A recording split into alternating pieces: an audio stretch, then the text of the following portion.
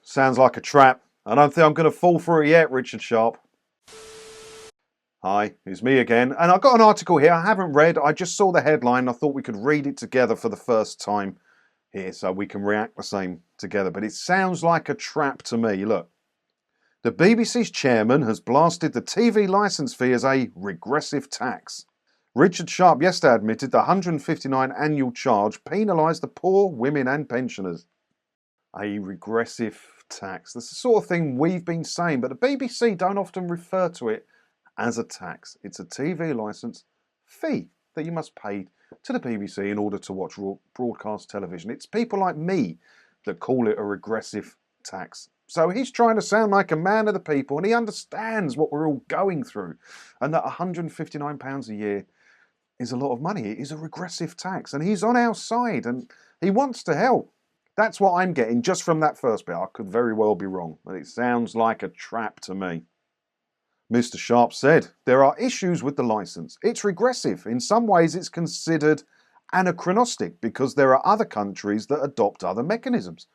And there are a number of issues in terms of how we collect the licence fee for pensioners, and also issues arising from people's failure to pay the licence, for example. With respect to gender issues, so it is imperfect. Yet there is a massive disparity between the amount of men versus women, if you're allowed to say that anymore, who get penalised for the licence fee. You know, the prosecutions really stack up against the women, not so much the men. Don't know why that is. Talked about it on this channel before. If I sound misogynistic, then that's why I'm not going to talk about it now. But it does happen. More women are prosecuted for this than men. But again, it's important here. He's not going to say it, but the only way you could be prosecuted for a TV licence offence is if you talk to one of the enforcement officers, their door-to-door salesman, when they knock on your door. So if you just say, no thanks mate, shut the door, go away, you can't be, that's the only place you could be prosecuted for it. So there's 50,000 a year prosecutions. It could be zero if no one talked to them. Anyway, let's see what else he's got to say. Oh, he doesn't have anything else to say. It's just Rebecca Ryan of Defund the BBC. Who defund the BBC by giving us your money is what the actual organisation is fully called. I still don't know what they've done with all them donations. A lot of money they collected. A lot of money they collected. But they won't tell me what they've done with it. I've asked them a few times. I've been blocked on Twitter and they won't reply to any of my emails anymore. Don't know why. I'm asking quite politely saying, can you just tell me what you have done with the donations, please? Don't know. Did you donate to them? Maybe you should email them and ask them what they did with your donation money. Because I'd be interested to know as well. Maybe we could talk about it on the channel and praise the hard work that they've done on this campaign. But anyway, he does say here there are other countries that adopt other mechanisms. Now, the BBC want it to be a proper tax or a media levy, they're going to call it. You know, France has changed it to go on VAT now. There are other European countries where it's collected on your council tax or on your broadband bill.